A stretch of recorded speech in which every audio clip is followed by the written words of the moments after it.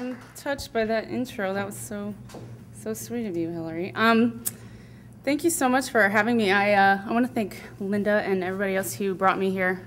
Oops, behind the scenes, sorry.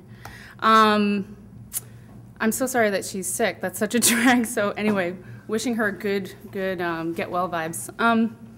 So yeah, it's funny. I think about this every time I talk about the work, and it really is a thing where each time I present, I find myself having to reinvent the language that I use to talk about it. And I really think that has a lot to do with the fact that kind of at the foundation of things, it really is about describing the present moment. And so obviously that comes with some tricky territory and is constantly changing. And so, yeah, and so I always find myself in this very instant trying to start the wheel turning with a little bit of difficulty, or at least needing to have a little bit of innovation each time. It's interesting. So I thought, actually, as I was in the shower tonight, that I would do something a little bit different to sort of help talk about that idea in a very minor way. So this is also the comic relief portion of the, oh, there we are. So this is my hotel room where I'm staying right now, and I thought I would show you that just to show you something from like the last 45 minutes of my life. That is out of the cab window when I was on my way over here. And then that is this room about 20 minutes before you guys came in. So I thought I would start with that just as kind of a way to initiate our conversation. So again, for me, like I said, the problem of trying to kind of diagram or talk about experience is a really difficult thing, and it's the thing that I'm constantly kind of infatuated with. And what it has done is actually resulted in the work kind of existing in this really expansive kind of realm, which is, it tends to kind of take many different forms, and I find it such a, trying to explain experience is such a fractured kind of thing, that the work itself starts to kind of has started to take on, you know, that kind of physicality. So I'll just start with this project, actually, that I did in graduate school. And one little correction, I actually grew up in Chicago originally, but I've been living in California for 5 years. So this is a work that I made when I was in school at USC. And this is, and I should preface talking about this piece really quick by saying that prior to this moment, I wasn't making any painting. Prior to this, I lived in Chicago for 6 or 7 years between undergraduate and graduate school, and I was showing regularly and had a studio practice, but most of the work that I was making kind of came out of a conceptual tradition, and I was more interested in creating objects and some performance pieces, a lot of like experimenting and moving around, but very specifically, I wasn't actually making painting. And so I show this as like an introduction to the way that I've kind of ended up at painting, which is a different story, I think, than for some. So this is a photograph that I shot in my studio in graduate school. And at the time, what I was trying to do is I was thinking about the idea of like how to make an abstraction that would have an index or be an indexical thing, something that wouldn't be, I was really frustrated with this idea of making a picture that had an abstraction that didn't have a specific kind of connection to the world. And I was kind of thinking about that, and I was thinking about the space of painting as this way to kind of think about the way that I was making work. So that was sort of what was happening to me in graduate school. I was sort of re-examining my practice and kind of starting over and really looking to painting as this way of talking about that very basic space of presentation. The space of presentation plays a huge role in what I do. I think about it, it's sort of one of the fundamental things that I think about regularly when I'm making the work. And so when I was thinking about making this piece, what I set about to do was to create a backdrop. I was looking actually at these photographic backdrops, or painted backdrops rather, for that you would photograph a subject on. And at that time, I thought, oh, that's kind of an interesting thing because it's a space, a field that is intended to be kind of this non-space, but there's there's an objective there. It's meant to be sort of just an idealized, shallow but sort of expansive space. So I was sort of thinking about those backdrops, and I started just making this painting with the materials that were in my studio. It's just a drop cloth, like a Home Depot canvas drop cloth, and I pinned it up on the wall, and I just sort of proceeded to, with very little direction, just make this field. And as I was making it, I realized what was happening is that I was starting to look to the objects that were in the space to sort of just, as cues to sort of make the imagery. And I also realized, that was the first thing I realized. The second thing that started to become interesting is that my actual physical stuff started accumulating along the bottom of the painting. And I realized that there was this really interesting relationship happening between physically what was in my room, in the space, and what was happening in the picture. So the space of the representation of the rendering, and then the space of my, creative space. So that became really interesting to me. And so what happened with this installation is when I actually shot this photograph, I realized that I was much more interested in the mediated version of that experience than I was the actual painting. So what I did is I produced a Duratrans Lightbox photograph of that moment that you just saw, and then pulled the painting down, and there was this beautiful imprint on the wall, and I realized that that was much more interesting than what I was attempting to create by making this actual field.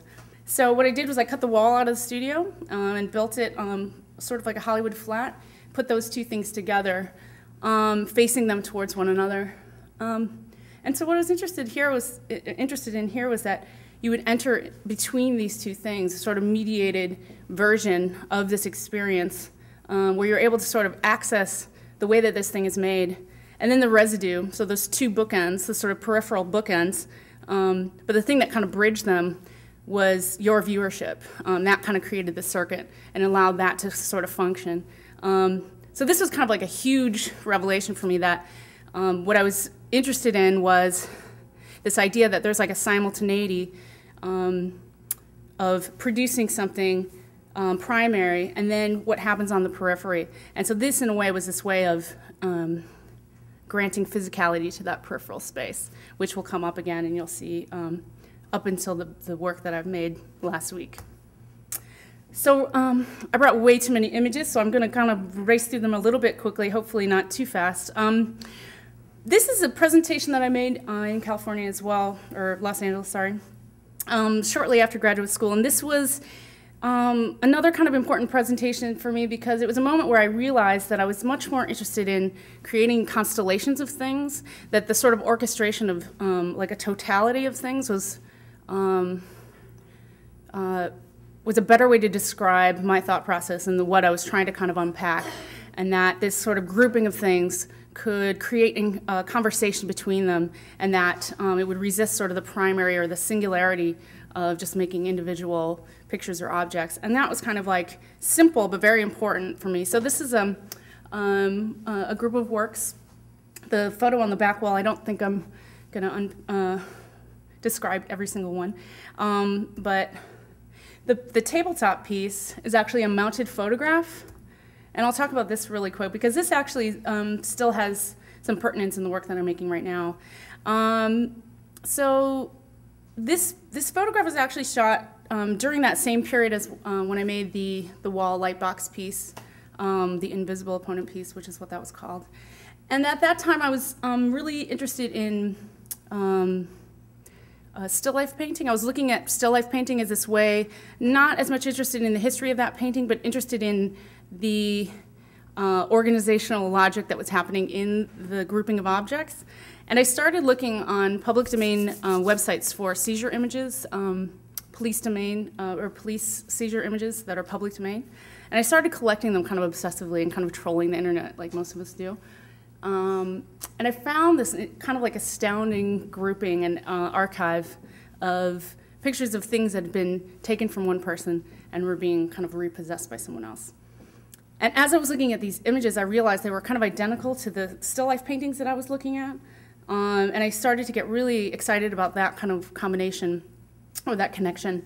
So I started sort of pasting them onto my studio wall with the intent of, bless you, with the intent of sort of evolving them into a work, but I didn't really have a plan at that point. And I realized what was really amazing about these pictures is that what they are is they're sort of these taxonomies of objects, but what I was really excited about with the pictures is that they represent this kind of transitional moment, like I said, when something is being taken from one party and being repossessed by the other. So it's almost this transitional picture that represents a loss and a gain, right? And so those were kind of the things that I started to get really psyched about. But also there's like a formal attraction. I mean, I was interested in the way that on each tabletop there's sort of this telescoping kind of meta level in which the tabletop, the actual rectangle of the table was mimicking almost identically what was happening in the rectangle of the picture. So the space of presentation, the table or the frame, those things started to nest into each other, and I got really excited about that. So as I started accumulating these photographs in my space, in my creative space, and as I'm looking at them and thinking about them, I realized that I was grouping and organizing them in the same way that the images or the objects in the photos were being organized. Does that make sense? So I realized that what was interesting is that my attention to the pictures was similar. That they were parallel kind of approaches. And so that picture is called Seizure. I produced a life-size photograph and then created it as a table, so it kind of brings it back into being an object again. So there's that guy. Actually, it's funny because several times this piece has been written about and people have said that it's a group of laser prints sitting on a table, which always drives me crazy because I'm like, it's a photo. But anyway, there's like an interesting kind of representation, real thing that happens in the experience of the piece as well. This is a piece from very early in a series of 12 that I made over the course of several years. This is a series that I made that are based on digital images of doily patterns. And they're all from the internet, so I'm accessing them through the pictures. And basically, what I was interested in here is, I mean, the initial intent of making these pieces was, I thought that it would be interesting to produce an image of an object that is normally something that predicates something else. You think of a doily as something that is a presentation module. It sits under, it sort of designates a space of attention, a place for you to look, a place that is designated as this kind of zone. And I realized for me that, in a way, that's what painting is for me. It's a very established set of established space, and I think that's why through my kind of meandering through this other conceptual work, I ended up at painting because I was thinking about the fact that it is embedded with that expectation and being able to sort of work within those limitations. And so this was really an effort to, again, try to grapple with my relationship with painting, thinking about, well, okay, the approach is going to be to produce something that you're meant to look at. What's embedded into the original object is the idea that you're meant to look at it, that it designates this space. So what I did is I projected them large, and they're about 8 feet tall each. They're projected on canvas drop cloths and then painted, and then all the negative space is cut out with the small scissors. And so all the white spaces that you're seeing is the white of the wall. And that was important to me too, that the white space of the wall be kind of activated. In a way, I like to look at them as almost being the inversion of white to black. I like to sometimes sort of optically kind of like mess with my vision and look at that as almost like a grouping of objects. So this was a series of doilies, and I'll show you a few more of those. And these are all, again, about the same scale, about 8 feet by 8 feet. And I called the series Black Widow series, and I made 12 of them. And I was really thinking about the idea that they were separated from the object that they would present. But it was also obviously trafficking a little bit on a little bit of language play with the fact that they have a resemblance to spider webs. Okay, I'll talk about this project really quick. I'm sorry, I'm like burning up. Okay. So shortly after school, I got asked to do this project in a gallery that had a front space and then a project room space. And I always have thought project rooms were these funny spaces because they're kind of like the little small caboose space that kind of gets tacked onto the gallery. But they always serve a function, and there's usually the intent is to sort of have an intimate experience with a smaller grouping of works, or it's a separate show, or there's a reason to sort of have those distinct spaces. And So I asked if I could do something site-specific that would kind of have a relationship to, excuse me, the show that would be in the front. But the only thing that they were able to tell me at that time was that it would be a painting show. So I kind of had this sensation that you would walk through the front of this space, experience a painting show, and then come into this back room and experience my little baby show in the back. So what I did is I created this installation. You're only seeing three holes out of 5. But what I did is I cut 5 holes in the sheetrock, pulled them out, and then built this sculpture in the middle of the space. And what the sculpture is actually housing is another Duratrans light box. This time the photograph is of an Amazon.com box that I've turned upside down. So rather than the smiley face logo, you've got a frown. And so this really obvious like inversion of something. So what I wanted you to kind of experience when you walked into the space was just for even maybe a split second that you would sort of have this moment with this, where the holes were hanging were roughly in the spots where you would see pictures hanging, so that you would kind of feel that kind of, that moment that you would walk into the room and that you could possibly be looking at pictures, and then realize that you're actually looking at the interior of the actual architecture. And so that was exciting to me, because what happened is when the wall was actually opened up, it created these kind of like amazing compositions. Oops, I didn't show details, sorry. So there were these chance compositions that were happening in there, and that I feel like has a relationship to the way that I was creating that first painting I showed you, that the bleed through, the residue or the remainder or the thing that's inadvertent became the thing that was presented. Okay, I'm going to run through these pretty quickly. This is an installation I did in Chicago shortly after the other one I just showed you.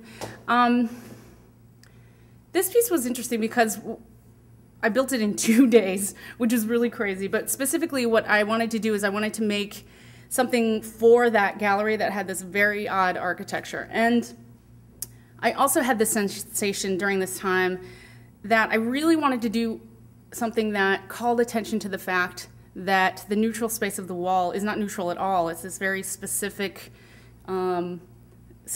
designated space, much like the other things I was talking about, that the space itself, the gallery, that the presentation of that was not, I wanted to make that physical. So rather than hang anything on the actual walls of the space, I created this kind of odd series of panels that kind of function like a set, but they mimic the kind of octagon that this gallery was, which was really odd.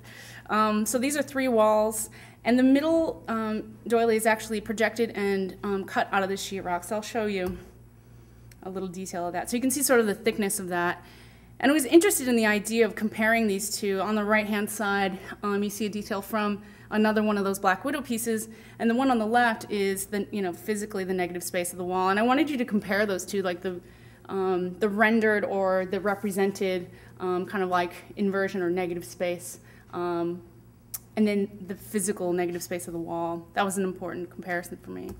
And so when you looked at it, in its original, as you walked into the space, this is sort of the view you got. You're able to kind of like flatten it into almost like a picture plane. But then I was really interested in creating this peripheral space around the back. And that's where you would sort of discover all of this other stuff. And again, this was, for me, like a very literal way to illustrate the primary and the peripheral. So this show is called Grand Apertura, which just means grand opening. And I was thinking about the idea of making work with the approach of making space. The idea that, that a work can be that it can be creating a space rather than creating something to fill a space.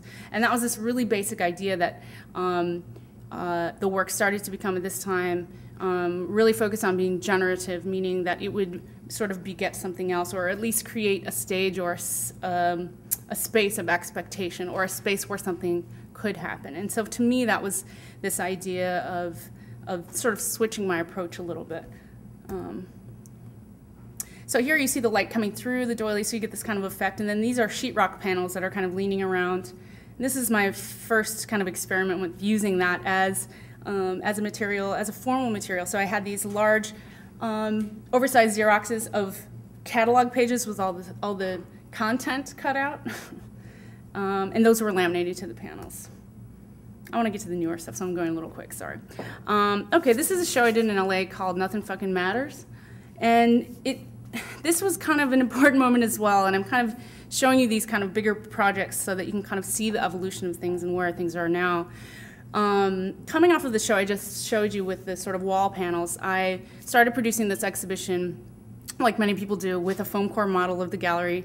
And I was rushing around kind of like making this show and printing out pictures of all of the pieces I wanted to make for the exhibition on these 8.5 by 11 pieces of paper. And I wanted to transition from the doily pieces into these macrame pieces, which I'll talk about in a minute. And I was literally printing them out. So I had these white, perfect kind of white pieces of paper with these printouts and little maquettes, and it was like my little dollhouse. And I was kind of moving things around in there and feeling, you know, again, this sensation that I really didn't want to just hang, that, like the transaction of going into a space and bringing something and hanging it onto the wall just has always seemed strange to me. That transaction has seemed just not quite right, and so I'm always trying to sort of make sense of that or sort of unpack that a little bit. And so I realized I had this kind of amazing moment when I was working with my model where I was moving the papers around, and I realized that the pages were the same as the walls, that the paper and the walls were the same thing. And so I produced all the pieces on wall panels that were the same proportions of those pages to sort of bring that experience, even if you access that or not as a viewer, to bring that experience into the gallery. And so really what this was about was to create this kind of transparency between the space in which the work is being presented and the work is being made. And I'll show you what I mean by that. So the middle piece is a macrame piece that's hand cut out of the sheetrock. The two on the left are cut canvas pieces similar to the Black Widow series I showed you. And then I made this oversized canvas bag, which is literally modeled off the bag that I carry around all the time. And what it contained was, when I got kicked out of my grad school studio, I took all of the sculptural objects that I had that just happened to be cubes for some reason. I was making all these crates and all these other things, and I flattened them all into single panels and stuffed them into the bag. That bag, I'm pointing at that bag, but it's that bag. Stuffed them into the bag, almost like pages. And so I wanted you to have the sensation, it was like that this show was being carried around, or the girth or the weight or the intensity of that show was being carried around in this kind of physical object. And so I'm sort of, you know, alluding back to my own process. So this is the other view from the other side of the exhibition. And these pieces, I'm not going to talk about all the individual ones, but each panel had sort of a series of photographs or objects or different interventions. And I was really excited about this idea of creating these kind of sibling relationships between the images and objects that would complicate that, again, that singularity of individual artworks. I really wanted to kind of fuck with that as much as possible. And so I was making these panels, hanging various things on them. And what I would do is I would title the walls, the individual walls, but then I would also title the pieces. So each thing had its individual logic, but then it had a group logic or a kind of a constellation logic. And so I was really excited about starting to like really mess with those terms and get really rigorous about how I considered each thing. That's another view from the other side. And as I was installing the show, I hadn't even intended really to do this. I started to cut holes in the front of the panels because I realized that what needed to happen is you needed to be able to look through the sort of veneer of those panels, of those pictures, because they're pictures ultimately, and see through to the other side to something. This is a photograph that was on that wall I just showed you up in the left. And what it is it's a scan, or sorry, this one's a photograph of an Amazon.com box that's been flattened. It's called Double Tragedy. And basically I was sort of referring back to the sculpture piece that I made with the holes in the wall. So this is kind of an example. I mentioned this and bring this up because this is an example of starting to cannibalize my own imagery and bringing it back into the practice, bringing it back into the work, and really starting to get very focused on building a vocabulary. A very specific, cryptic vocabulary, but something that I'm excited about is the sort of reemergence of different tropes or different icons. And so I had this box still in my studio. I still have them in there. And and I realized this was a way to kind of refer back to that other piece. And so you see the arrows pointing down. There's like an inversion. I like the box being emptied. And also the flattening, the idea of taking three-dimensional space and turning it into a picture plane. That's a view through one of the walls. So you actually looked through and you saw through to some objects that actually were, some of them were, I mean, they're fictions, but essentially they're from my Homer studio. So you looked through that one section, you saw a little moment of pegboard, and I had a pair of sneakers that had a fake splatter paint on them. So I wanted to sort of make this, kind of a little bit of humor in terms of like that you were looking back into the studio work. It wasn't authentic, it was also invented. And so that would, I wanted that to be slippery. That's another photograph. That's a scan of a portrait of a woman who's been cut out, and you see through to the cutting mat. You can sort of see my cutout there. And down at the bottom, there's a cat watering bowl, which will come back again. We will return to that subject. But I did want you to kind of like have these sort of fractured moments, or these kind of like jarring little kind of, indicators of something else, so that the idea of you, sort of your viewership of this thing would get broken, that they would be polluted or impure, and that was exciting to me. Okay, so I didn't really talk about the canvas pieces in that show, but those are the first of a series that is continued to this day, amazingly, and I'm still making them. But this series was, how do I describe this? When I was making the doily pieces, I was really focused on them, again, as a presentation object, and that was a very specific kind of investigation. And as I was looking at those, I started to look through other books and other things that I have kind of in my own library.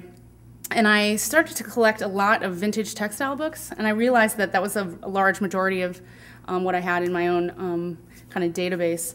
And I started finding these macrame images, which I was really excited about. And basically, it's a very simple knotting technique that basically creates this system out of a series of points. It's very, very basic. But what they result in is these sort of elaborate decorative objects.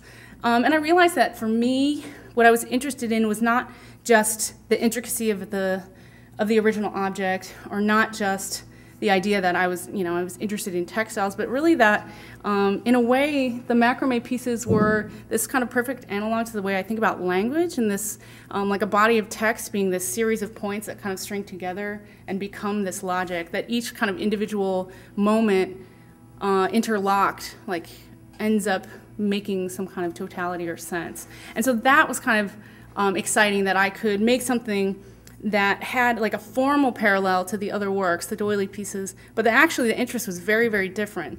So it was like this parallel kind of evolution where it was mutating into this other kind of realm. And so I set about to make these pieces. And what I also really like about these works is that for me they become this way of accessing the made object that's in the picture. These pictures are mostly from the 60s and 70s, sometimes from the 80s. But obviously I don't have the real object in front of me. I'm accessing them through the pictures. And for me, it's this idea of taking what's in that picture that has been made by hand in a very specific way and pulling it kind of through a system back into being a made thing again. Does that make sense? And so the process is similar to the doily pieces. What I do is I digitize the imagery into black and white, and then I project it, I draw them, and then I paint them, and then I cut all the pieces out. So what happens is I end up reiterating the contours of the object like 3 or 4 times, which results in me being very intimate with this image. It's really about negotiating the inner and outer contours of it over and over until I absolutely know this thing. And so there's sort of like multiple interests, but I'll show you a few of these pieces. The other interesting thing that happened, and language kind of comes in a lot in terms of my work, but the other interesting thing that happened is I was looking through a book of these macrame pieces that I was interested in, and one of the conventions within this art form is that some of the people that would produce these would give them names. And I'd already finished producing the doily series that I mentioned that was called the Black Widow series, and I was looking through this book, and I found one that was called White Goddess. And I thought, God, that's so funny, because it's almost like this inversion of the title I had before. So I titled this entire group White Goddess and then their numbers. So this is another piece in that series, and I got really excited at this point about going even further into the picture. So what I mean by that is that the picture of this particular macrame object was photographed on a brick wall. I don't know if you can see, yeah, I guess you can. And so in the original image, you had this kind of amazing interaction between the pattern of the brick and then this sort of like meandering kind of textile. And I started to realize that I could, similar to the way that I use those wall panels, I could start referring to the actual parameters of the photographs that I was finding and using those as guides to sort of produce these more sculptural objects. I always get really excited when I find a way to sort of trap myself in something like, oh, this isn't arbitrary, this has a dimension, so that makes perfect sense, there's a logic to that. So this piece, if that makes sense, the actual proportions of the wall fragment are the proportions of the cropped image that I found in the book. And I'll show you another example of that. So this was kind of like a faux brick, kind of Hollywood fake brick. And I started to incorporate some additional objects. So you have this little cat toy on the side there, which is a little clue to the environment in which it was made. This is a group of 3 that I showed recently in London, and I made these 3, and they were these kind of incredibly over-the-top kind of ones that I found, and I really wanted it to be kind of a blowout. So I made these 3 kind of extra intricate ones. But I was uncomfortable with the notion of just showing them as paintings alone. This was actually in a group exhibition, so sometimes you run into that. But so what I did is I'm sorry I don't have detailed photos, but if you look very closely at the bottom, you can see that there is a bunch of crap at the floor. And I really like this idea of anchoring the stuff in the real space. So the paintings exist, they have their logic, you can experience them, but again, there's this like annoying thing that won't go away that drags you back into the real world. And so those are kind of like objects and stuff from the studio. So here's an example of how I started to take what was happening in the imagery and producing it into sculptural space. This for me was also a way to sort of clue you into my interest that was happening in the actual paintings.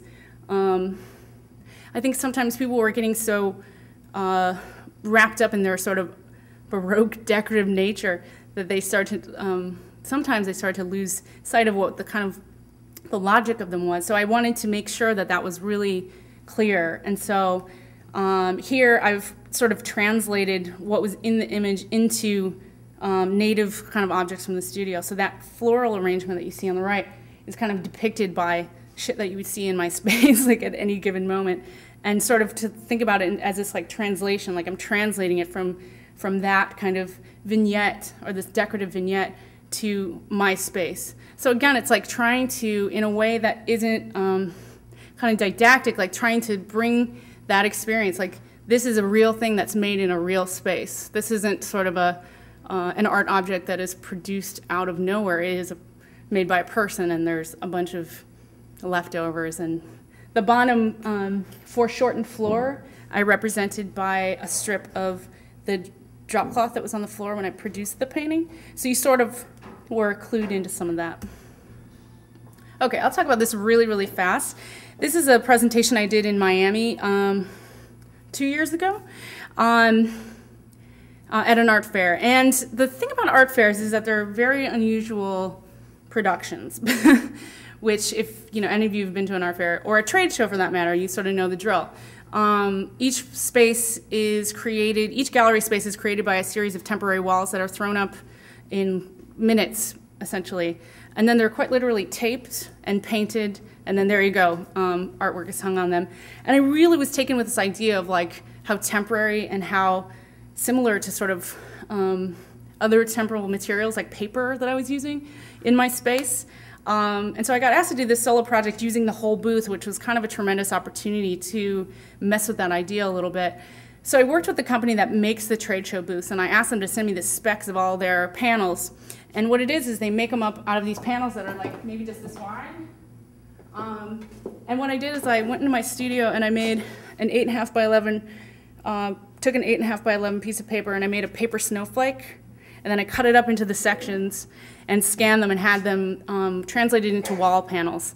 And then the wall panels were, they were CNC cut, and then they were actually produced in the exact same manner as they produced their panels. So what we did is we shipped the panels to the trade show company, and they installed the show because they were identical in size and proportion to their walls.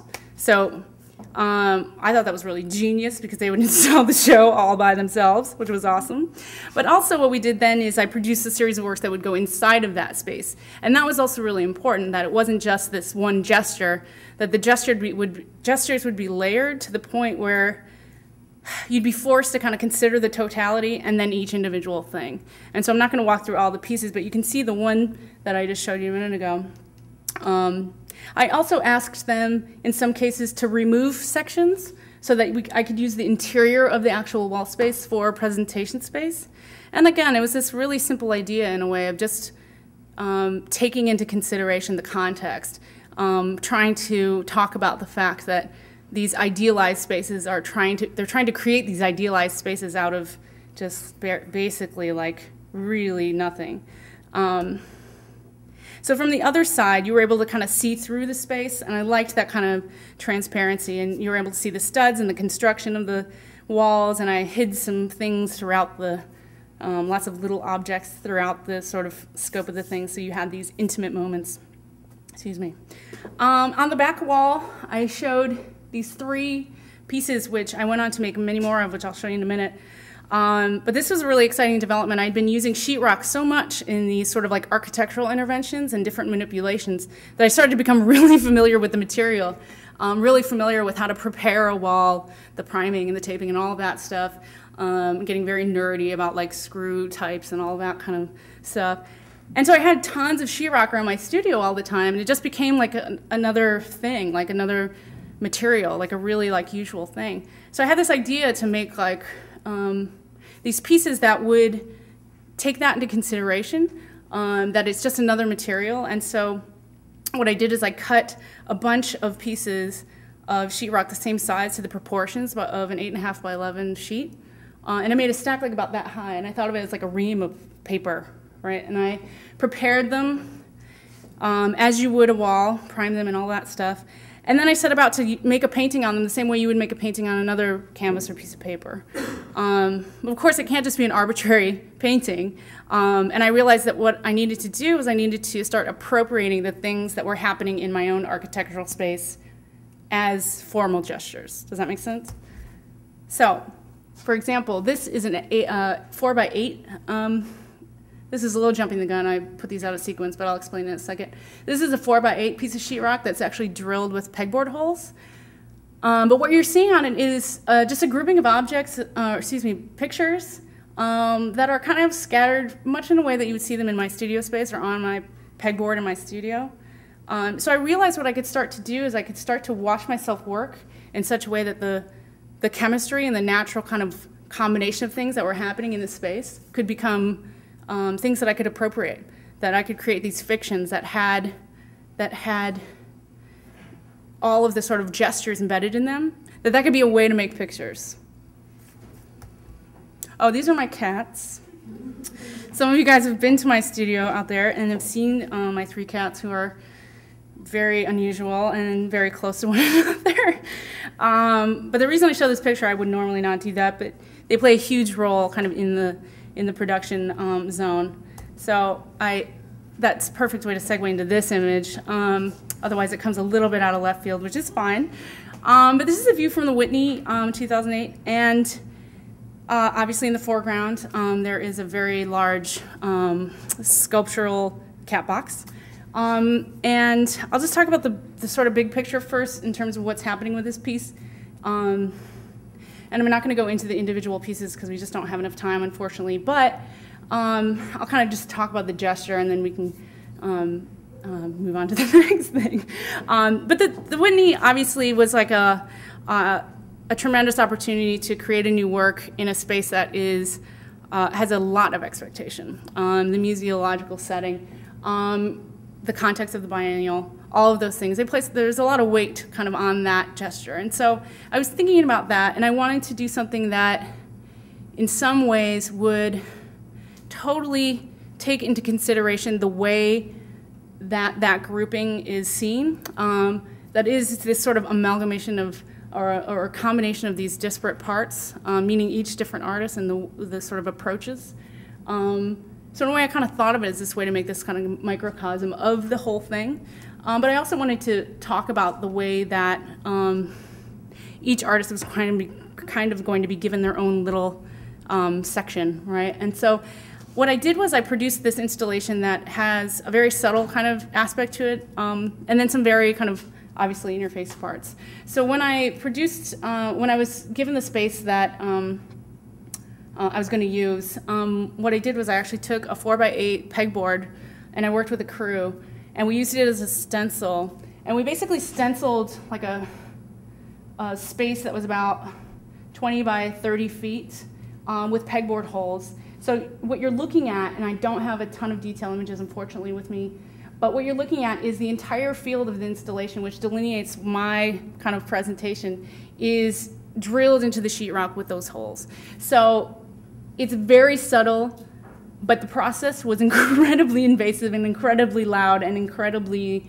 massive in a way. The performance of that just prior to the exhibition opening, you know, it took 7 of us, you know, 7 days to drill 100,000 holes. And so what I was interested in, this idea that specifically that the work would have a really literal, like physical connection to the space, that I wouldn't just be bringing my stuff and showing it in the museum, but that I would be making an intimate connection with the physical walls of the space. And so if you paid attention, you could easily see that. Some people thought it was just regular pegboard, which is fine. But I like that sort of the biggest part of the installation is kind of the quietest. And I wanted that kind of relationship to, or I wanted that to set the stage for a series of objects that also had internal logic. So I wanted you to sort of have to interpret this environment that had just a lot of logic nested within itself. And when I was thinking about the cat box, I was thinking very much about the idea of producing something monumental and thinking about how do I talk about this really big idea that I have about perpetuity? How do I talk about the idea that the way that I think about space and the way I think about the exchange of energy is about infinity. It's about, it never ends. There's not a beginning and there's not an end point. And the cat box became a perfect analog to that. And so I realized that that would insert sort of an element of humor, but also this sort of very specific poetic that I wanted to talk about. The empty space, the in-between space, they function almost like the police seizure images in that they're the empty cat box, the sort of perfect, clean, empty cat box, is that midpoint between the loss and the gain forever and ever and ever. There's a large macrame piece as well that's translated from an image. On the left, there's a very large sheetrock piece. Oops. Sorry, my computer's freaking out. Okay. That's a sheetrock wall piece, so that was a 4x8. Again, same logic as what I was explaining earlier. A section of what could be my studio wall, but you weren't sure if it was a fiction, if it was real. I liked that kind of, I liked it riding the line like that. Okay. So I'm not going to talk about all these individual images. That's another moment or vignette within the exhibition. So there you can sort of see the holes and the sort of like the delicacy of that. I like the idea that those holes had like a very specific delicacy, but they're also very tough. They're very much about the architecture. Another photograph that combines vintage quilts and tabloid magazines, but that's a whole other conversation. Some other moments in that piece. There you can get a better sense of the pegboard holes. And this really did become, this pegboard pattern became something that I was infatuated with as this like continuous, never-ending space of organization too. It sort of has these never-ending kind of possibilities in terms of how you can arrange things in space. And so, you know, in that way, it also sort of, in this very literal way, I was looking at my studio and thinking, this is this is a space that's constantly shifting but permanent at the same time in my kind of creative zone. So it's really looking at things that are in the studio. This is a detail of the edge of that sheetrock piece, and then you can see the wall. And I was really psyched about the idea that you would combine, or that you would have to compare the kind of economies of the sheetrock that's behind the glass, right, and the artwork, and the actual wall of the museum, and look at those two things together. Look at the boundary between those two things. Here's a couple more of those sheetrock pieces. These are about 40, 30-ish, 40-ish, whatever the proportions are of the piece of paper. And again, these are moments that are totally fictional, so some of the things that you don't see very close up, I spent a great deal of time looking at the way a staple in the wall would get painted 5,000 times in this space and how it would kind of cake up with paint. And I would affect all of those things onto these pieces. So thumbtacks would be put in, different smudges, different notes that I would take, a phone number. In fact, I put my boyfriend's phone number on a piece once, and so he got called like a bunch of times. There are all these different things, but they're appropriated. They're not. It's like kind of taking that first piece I showed you, the authenticity of the studio wall, and turning that into fiction. That's another one. In the middle there are pieces that are cut out from some of the other canvas pieces, and there's some formal combinations that are or relationships that are being set up with some of the other pictures. That's like my Trader Joe's gift card, and then some other stuff. So just to show you some of these pieces, and I think of them as still lifes. They're still life paintings, but they just happen to be made of stuff, of the actual physical material of the room, rather than a rendering or a picture. This is another exhibition in that same space as I showed you with the big bag, a couple of years later. And I was doing my second solo exhibition at the gallery, and I was very much thinking about the idea that I had already been in that space making an exhibition, and that no matter what I did in terms of thinking about what I wanted to show for this show, I couldn't separate myself from the idea that I'd already been in there and already negotiated that architecture and already kind of made a connection with that space. And so I really wanted to do something in the new show that would talk about that connection in a way that was cryptic. It wasn't important that it be necessarily remembered, but just that some of those echoes would kind of come through a little bit. So this is a view from one side, and on the right-hand side, there's a large fabricated sculpture. And by the way, I worked with the same guy for the cat box and this piece, which is a SIM card out of my telephone. And I realized that the SIM card was this perfect kind of object to represent containership. It contained all of my phone numbers, all of my information, all of my my world, my people that I had sort of surrounded my life with. They were all contained on this little chip, and it's so small. And so I really I wanted to kind of talk about that. So I made this 9-foot long one, and I realized when I looked on the side of it, it had this really interesting kind of list of numbers on it that are arbitrary. I have no idea what they mean, but they mean something. It's a system of some kind. They refer to something. I can't access what it is. But it also had this word eons on it, which I thought was really beautiful. So I made this kind of, it's from mica, so it's kind of high gloss and kind of imitates that plastic. Screen printed that text on there.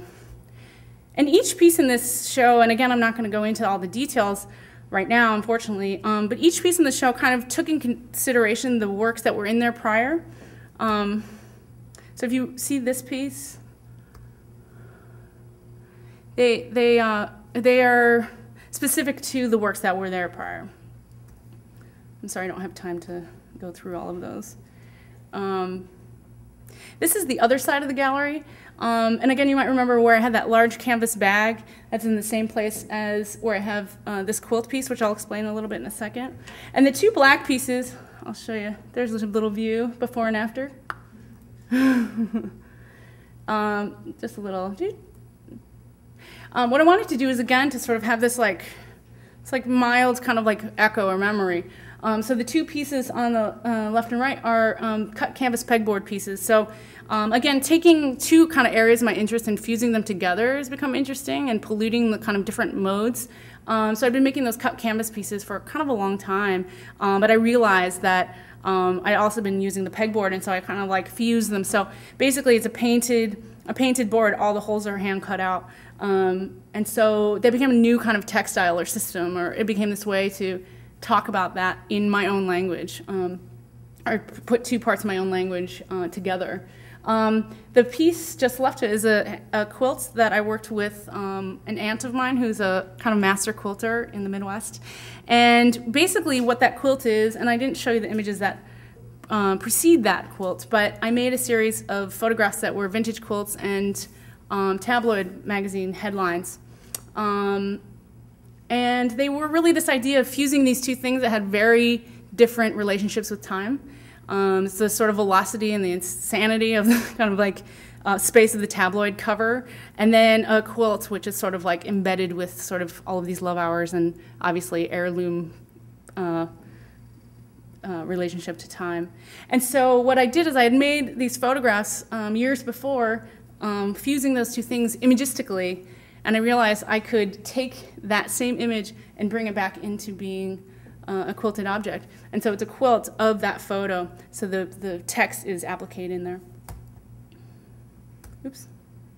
And again, this exhibition had similar gestures, but this time all of the panels, rather than being sheetrock, are actually stretched canvas. And for me, this is this way of talking about, oh, this was intentional. These wall panels are pictures, so now you get to see that I'm intentionally kind of trying to talk about that. And so then it became this weird switch that, oh, the expectation is that they are walls, and now they're pictures. So it's just kind of like meddling with that language a little bit was interesting.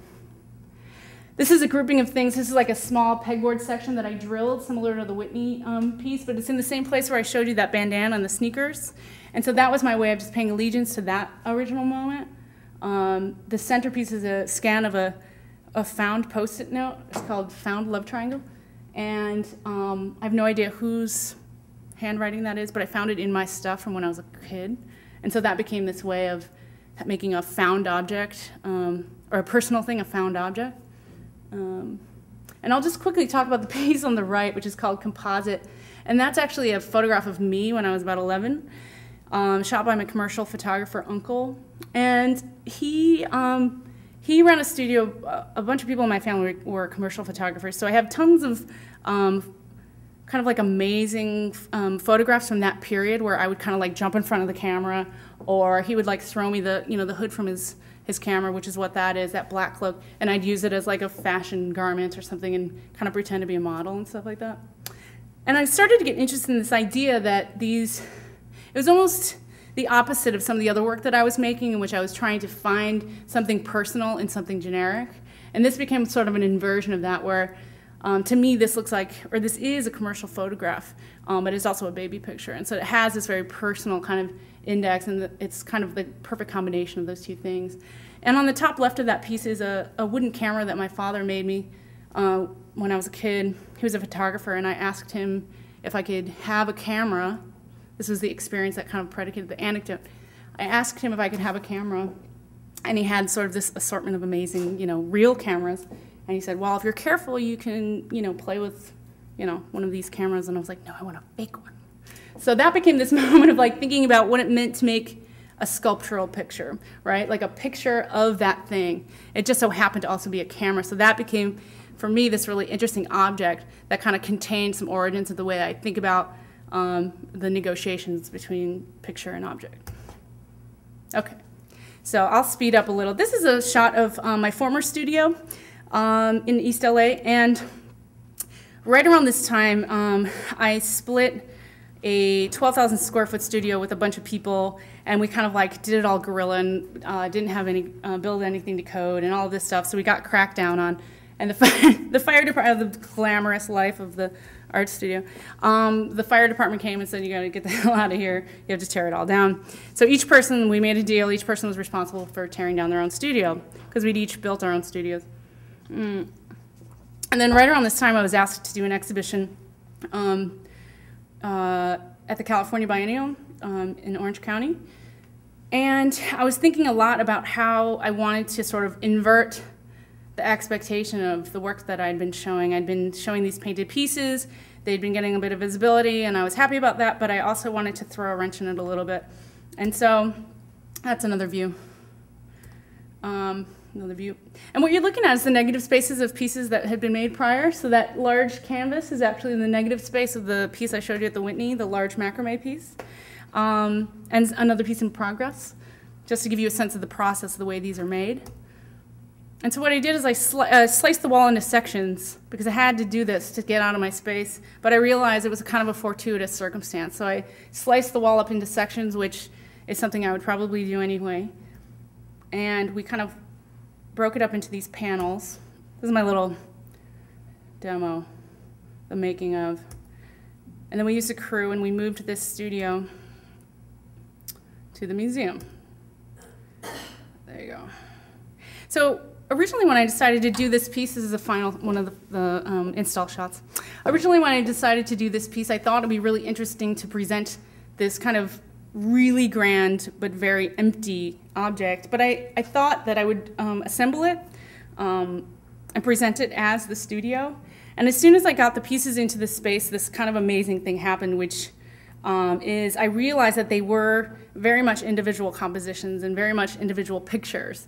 And then that was much more interesting than my idea of recreating the physical space, that you would be able to access that no problem by what was happening on the surfaces of them, but that they could each individually almost kind of become, again, taking it back, real versions of those fictional sheetrock pieces I was making. So it was this kind of cannibalization and this shifting where you know, again, the authenticity and the representation start swinging back and forth, and I got really excited about that to complicate the read of the work and complicate the long view of the work, the evolution of it over time, seeing, well, here this is being made, here it's being turned on its head, here it's being made, here it's being turned on its head, and like really to kind of, I think of it as being really rigorous, like rather than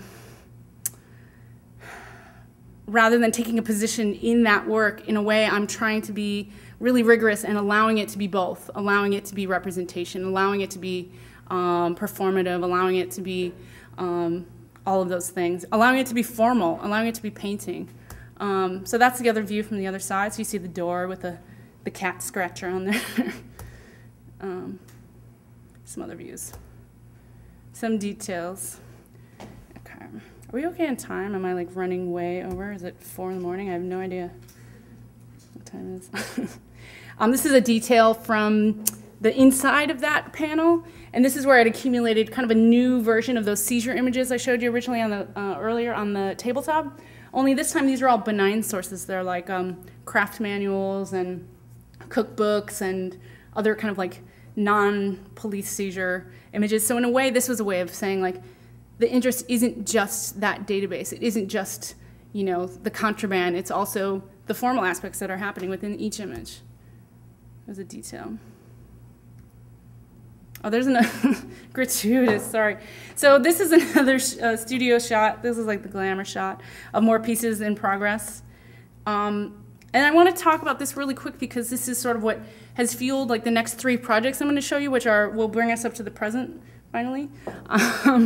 But this is sort of a common scene to see in my space in terms of what's happening as I'm producing these images. The piece on the left, that tiny doily, is actually like an aberration. That's not anything I've done since or before. It was actually something that I made for a cousin of mine that was like she was having a baby, and I made that as a gift, so it was this kind of like very loving tiny one. But I've never done that again, so I might have to revisit that. But basically what this is again, the negative space of one of the pieces that, the cut canvas pieces. And again, a common scene is to sort of see the accumulation of stuff. This is an authentic photo. There's no meddling or mannering. And I started to really get interested in like the full panel, you know, the full scene, like being able to sort of like think about the primary paintings, but then being able to zoom out and sort of widen the vision to accommodate that as well. And I got really excited about thinking about projection as this simultaneity that that if I were able to sort of like shift the way that I think about and the way that I look at things as I'm making them, that I can kind of be making 2 things at once. That there's this idea that the sort of blurry space here is active, it's happening, things are in motion and things are happening. So I started to get really excited about that. This is another shot of the studio, so you can kind of get a sense of the lineage. So now I'm going to show some pictures that will be familiar to many of you. This was an exhibition that happened at the Yerba Buena Center in July.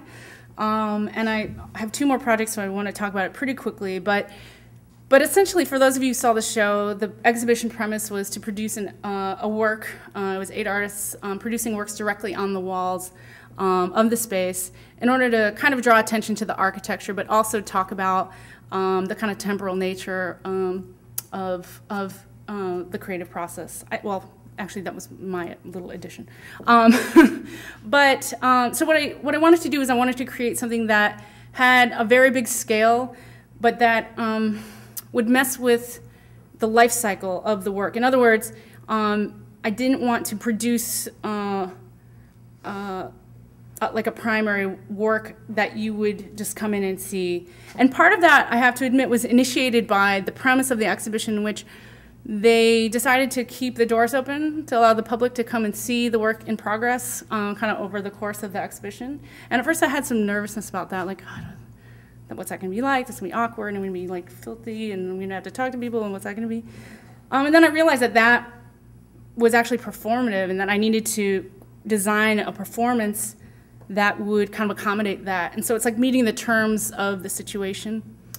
So what I did is I stretched these 9 canvas panels on the wall of the space, and I projected these found images. They're all found compositions, similar to those seizure pictures I showed you, but from, again, sort of more benign sources. They're various taxonomies. So some of the pictures are from eBay, some of them are police seizure images, some of them are, the one at the bottom is like a leaf taxonomy, one is like a craft manual. Anyway, but each image is, again, selected for its taxonomical kind of presentation. And I projected them all on, and then we painted all of the forms.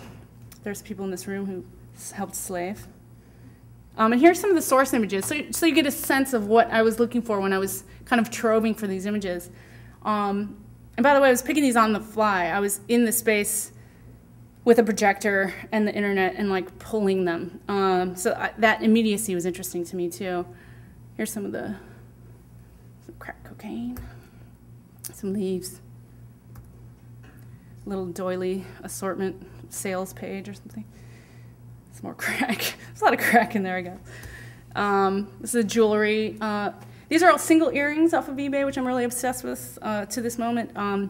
Earrings that have lost their pairs, so they're kind of like going back to that like widowed idea, this idea of like that each kind of individual has sort of lost its partner out in the world somewhere. To me, those kind of dots kind of connect, and I like the idea of using those either imagistically or in real life, which I'll show you in a minute. So this is sort of a process image, so you get a sense of how it was kind of filling in. And I was very much thinking about like garden plots too. I was thinking about, in fact, it's worked into the title. It's called Vertical Plot, Dark Matter and Community Garden. And so I was thinking about this idea of cultivating this, that this process wouldn't be producing this thing and then there the thing would be. That as people were coming into the gallery, they would be experiencing a life cycle. And so we painted all of these objects. Let's see. There it is, fully painted, fully planted, so to speak. And then we started to cut all of them out. And what happened is, as I've been making these pieces over the course of several years, meaning the canvas pieces, I've become really familiar with how the paint kind of bleeds through onto the wall, and it leaves this very regular, very sort of systematic, in some cases, pattern, almost like a almost digital pattern on the wall. And so everyone that was helping me, we talked about how to paint them so that the paint would kind of, wick through there. And so there's this interesting process as we were making these paintings, knowing that they wouldn't be seen. There's sort of this additive, subtractive kind of thing happening throughout the course of the thing. And I liked that somebody maybe coming in during, this moment would see that and have an expectation of what the work was going to be. So in a way, it was just like taking the life cycle and shifting it a little bit so that at the point of the opening of the exhibition, there was a sensation that you missed it. And that was what I was interested in. So we cut all the pieces out, and here's some close-ups of what happened. Each thing would sort of have this kind of beautiful halo, and so what really happens is the whole piece became this kind of elaborate frame for the wall. another. More leaves.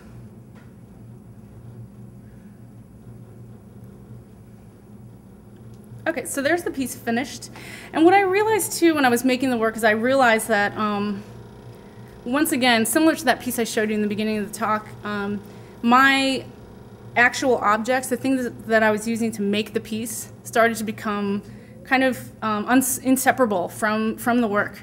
Like all of the spray bottles and all the buckets and the paintbrushes and all of this stuff and the little scissors and all of the things that we were using, they became kind of like, you know, you couldn't separate them. But what was really interesting is I thought that they kind of felt like groupings. I could assemble them in groupings that would echo the original kind of intent of the pictures. And so it's like bringing the logic of the photographs down into the real space once again, so that you're standing in a space that is organized in that way. So I arranged a lot of the things in these sort of like formalized groupings. And they're all coated with the paint sort of like excessively so that they kind of become representatives of the missing stuff. There's some rags which come back a lot. Okay. So sadly that show just came down I think like a week ago, so that's very sad, but I hope you got to see it. That's like that's like the money shot, I think, the postcard. So, oh, sorry, I didn't realize I brought so many details. And then kind of in like a final fortuitous moment, when we pulled all of the pieces out and laid them back onto this canvas on the floor, I realized that it was kind of like bringing the cycle full circle, and that I had created like a new kind of grouping or taxonomy. And that was kind of an exciting kind of moment just for my own self. Like while we were on the lift, I was like, there it is. And it's like one of those moments where you realize that the pieces are fitting. And so I'm just going to quickly show you some pieces that I just showed. These are so super new that they're kind of like I'm still working them out, or I'm still thinking about them. These are some pieces I just showed at Freeze. I just did a solo project there in last month. And coming off the logic of the macrame pieces, I've been using these French curves for a really long time. So this is sort of a series of paintings that are based on, they're all cut canvas paintings, again, same logic, that are based on these French curves. And what I'm interested in with the French curves is that they're a utility object that's kind of arrived at through these mathematical terms in order to determine all the curves possible to draw, right? But then they also function almost like an ornament. And then specifically they're a drawing tool, so they're meant to be kind of used in the way that you are intended to kind of use the contour in the interior and the exterior is very similar to the way that I think about translating the macrame or the textile imagery. So I decided to produce this series that are made up of these, but to allow some of the peripheral space to exist in the paintings. And these are the closest things I can say to being, like they almost make me a little uncomfortable how formal they are. But I'm really excited about them. So you get to see the bleed through. It's just totally integrated into the logic. So rather than separating them and showing the negative spaces and then showing the positives, I realized that they could start to just get blended. So they almost function like a dissolve.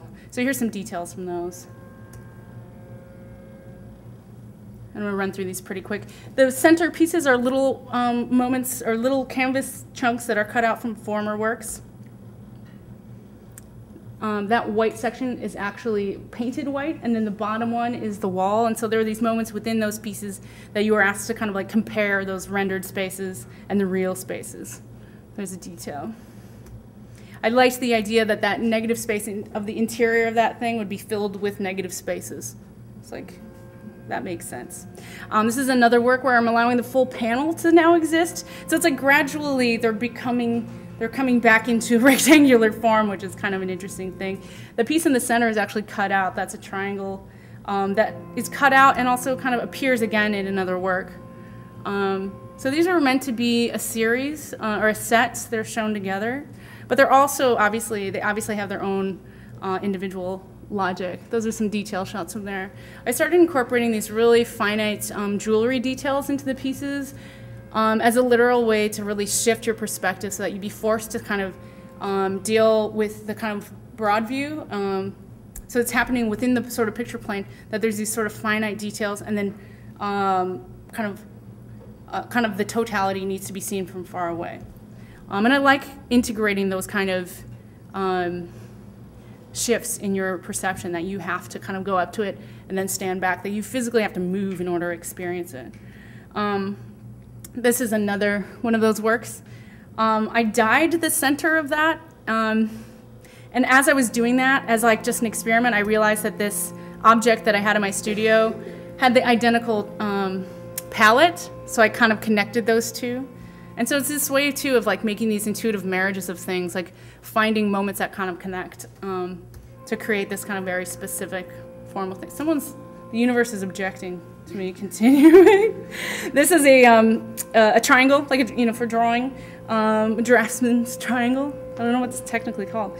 And the bottom edge, I realized that I got really excited about allowing that to exist, so I cut it out perfectly except for the bottom.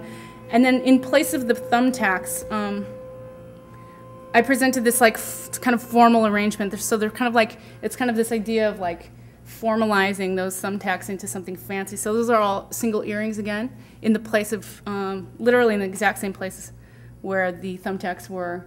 And a lot of them mimic the shapes, so there are these like echoes that are happening in those decisions as well. It's another little detail, out of place detail, little gold chain. And then this one, I actually painted the piece and then decided I liked the negative better, which was kind of an interesting moment where I was like, put that back in the pot, basically, put that back in the, the stew, and decided to show the negative. And so this one, you're just seeing that negative space. And I liked how this one started to have this very like seductive body quality and started feeling like earlobes and kind of like strange moments within the human form. These are these vintage brooches that I'm obsessed with collecting as well. Okay. So I just wanted to show you those really quick. And this is the last project I'm going to talk about. And these are not the real pictures. I apologize. These are my snapshots. The reason being it's so new that we don't even have the real pictures back yet, but I guess that's a good thing. This is a show I just installed in Belgium in a little town called Ghent at a gallery called Hope Beckert. And they have a very interesting sort of small space, and I was thinking about making something that would be really sensitive to their architecture. It's very kind of broken up and kind of unusual, but I realized that over the course of 4 or 5 years making my work, I've been focusing so much on the canvases that I have pinned up on the wall that meanwhile I have all of these canvases that are on the floor that are becoming what they're becoming. And so I sort of took, as I was planning this exhibition, I kind of took inventory of all of those, and I realized I had 11 of these kind of like insanely populated drop cloths that had literally been produced over 4 or 5 years of just working in this space. And I got really excited about the idea that the economy of these paintings were equal to the paintings that I was intentionally producing. And so I essentially upholstered the space with these drop cloths to sort of really line it. But I think of them as individual pieces. They're considered individual compositions, but they definitely kind of create this enveloping environment. And so I'll just run through some of these quick pieces. And so what happened is this like inadvertent abstraction. I mean, they're paintings I would never make. And so I was interested in the fact that they were produced through this sort of authentic mode of production in the space. You can see in the one section, the drop cloth was extra long, and I was thinking about I was thinking about upholstery a little bit, like how would you customize this to this room? And I started to integrate some details I got excited about, like pleating. So I pleated that one so that it perfectly fit, and started kind of going around the corner and obsessively doing these kind of like folding techniques to kind of really fit the canvases right into the gallery. So sorry for the terrible pictures, but you can kind of get a sense of it. And I liked the experience of walking into this room and just having a feel of abstraction kind of surround you. But I also wanted there to be a moment where you experience some really hyper detail. Sorry, these setting the scene. So that's one you can kind of, actually, you can see in this one, you can see the square or the rectangular sheetrock pieces that I had made kind of indexed in there. But what I did was I brought this kind of large assortment of these jewelry particles with me. Again, most of them are individual single earrings and things like that.